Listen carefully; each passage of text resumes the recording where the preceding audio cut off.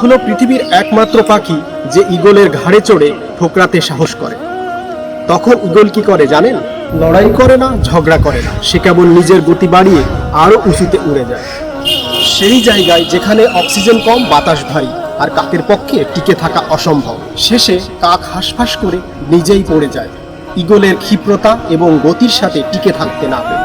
ঠিক তেমনভাবে আপনার জীবনের পথেও কিছু মানুষ, হয়তো আত্মীয়, বন্ধু কিংবা সহকর্মী বা প্রতিবেশী, যারা আপনার পেছনে লেগে থাকবে, আপনাকে টেনে নামাতে চাইবে, দমাতে চাইবে আপনার সাফল্যকে। কিন্তু আপনি তাদের সাথে লড়াইয়ের সময় নষ্ট না করে আপনি কেবল আপনার ফোকাস ঠিক রাখুন।